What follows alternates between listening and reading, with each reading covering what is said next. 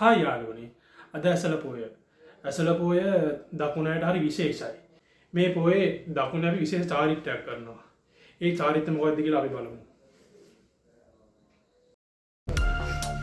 අපි මුලින්ම කරේ කිරිය හදන්න ගත්ත එක. ඔය තියෙන අපේ නැන්දලාගේ ගෙදර.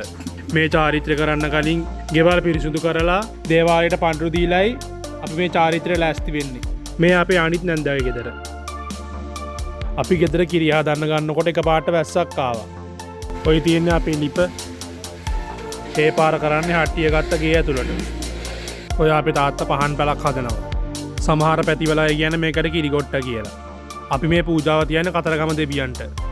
ඒ මොකද ගුවොත් මුහුදේ ඉන්න අපේ දීවර සහෝදරයන්ට ආශිර්වාදයක් වෙන්න. දැන් අපි කිරිය හදලා ඉවරයි. කිරිය තැටිවලට දාන්නයි යන්නේ.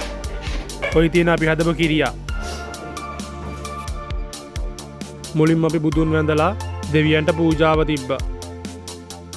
අපි මේ චාරිත්‍රය කරන්නේ මස් මාළු කන්න නැතුව දවස් 7ක් තේ වෙලයි. දැන් අපි කන්නයි යන්නේ.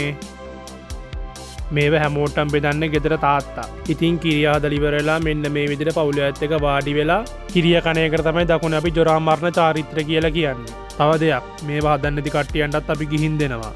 ඒකත් අපේ චාරිත්‍රයක්. මේ අපේ නැන්ද කෙනෙක්ගේ ගෙදර. මේ චාරිත්‍රය කරන්නේ අම්බලන්ගොඩ බලපිටිය ගාල්ල මාතර හා එයාවට ප්‍රදේශයි. මේ අනිත් නැන්දගේ ගෙදර. ඉතින් ඔන්න ඔහොමයි මගේ වීඩියෝ එක ඉවරුනේ. එහෙනම් අපි තවත් වීඩියෝ එකකින් හම්බෙමු. ඔයාලා හැමෝටම සුබ රාත්‍රියක්.